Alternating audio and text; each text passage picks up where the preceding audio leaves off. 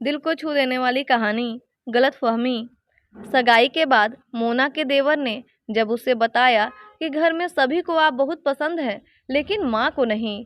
माँ का मिजाज भी थोड़ा सख्त है और वे नियमों की पाबंद भी हैं, तो उसका दिल बैठने लगा। उसकी सास उसके साथ कैसा व्यवहार करेगी, उससे कोई गलती हो गई तो। ऐसे ही काल्पनिक सवालों में वह उलझी थी कि शादी के एक दिन पहले सीढ़ियाँ चढ़ते समय अचानक ही उसका पैर फिसल गया और उसके दाहिने पैर में मोच आ गई।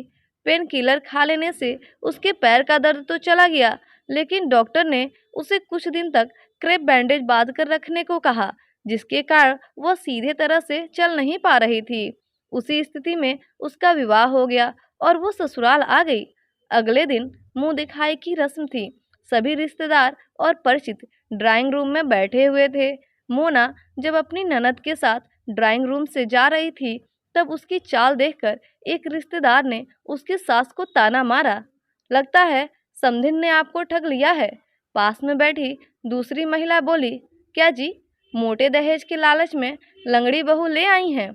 उनकी बातें सुनकर मोना की सास बोली, न तो हमें दहेज का लालच है और न ही समधिनी ने हमें ठगा है। कल शाम बहू ने जब घर में कदम रखा तभी बिजली चली गई। अंधेरे में वह देख नहीं पाई और टेबल से टकरा गई।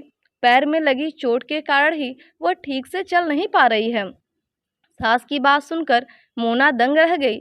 उसने तो सोचा था कि सास उसे पसंद नहीं करती हैं, तो इस मौके का फायदा उठाकर रिश्तेदारों के सामने उसे खूब भला बुरा कहेंगी, लेकिन उन्होंने तो बड़ी समझदारी के साथ बात को संभाल लिया था।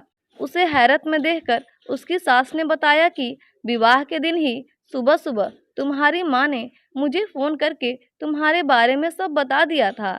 मोना को जिस तरह से उसकी सास ने डिफेंस किया, वो तो एक माँ ही कर सकती है।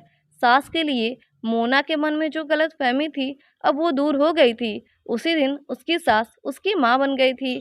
तो फ्रेंड्स, बदलते रिश्तों की ये कहानी आपको कैसी लगी, कमेंट करके ज़रूर बताएं। और अभी तक हमारे चैनल को सब्सक्राइब नहीं किए हैं तो हमारे चैनल को सब्सक्राइब भी कर दें। Thank you very much.